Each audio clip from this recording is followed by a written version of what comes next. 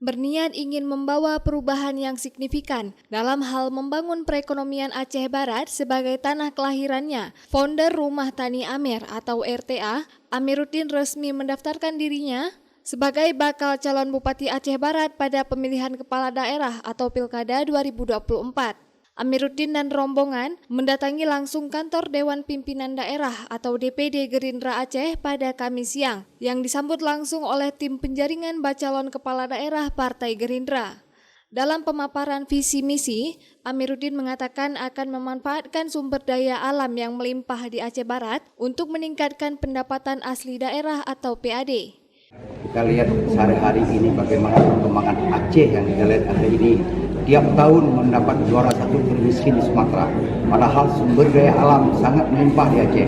Maka hari ini kekosongan hukum yang ada di Aceh harus betul-betul kita buat regulasi lewat kanun pemerintah. Ini yang harus kita buat. Digali potensi-potensi yang ada. Baik sektor pertanian, perikanan, peternakan, UMKM yang harus kita tersentuh langsung. Masyarakat kita yang hari ini yang cukup parah, apalagi di perkampungan. Angka kemiskinan hampir 17,08% terjadi hari ini. Kalau kita tarik database, hampir 53% itu petani miskin. Kenapa petani itu miskin? Karena kita lihat daripada hasil kuantitas maupun kualitas itu agak sedikit kurang kita lihat. Maka hadirlah pada kami RTA Rumah Tani Amiruddin hari ini.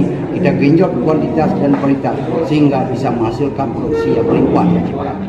Ketua Penjaringan Bacalon Gerindra Aceh, Nasrul Sufi mengatakan, paparan visi misi yang disampaikan oleh Amiruddin, dirinya yakin Aceh Barat akan jauh lebih maju ke depannya. Meski basic yang dimiliki Amiruddin sebagai lulusan sarjana hukum, namun Amiruddin mampu menguasai berbagai sektor untuk mengembangkan Aceh Barat nantinya jika terpilih. Beliau basicnya adalah sarjana hukum, tapi bisa menguasai berbagai sektor ya untuk mengembangkan Aceh Barat ini. Saya lihat bagus.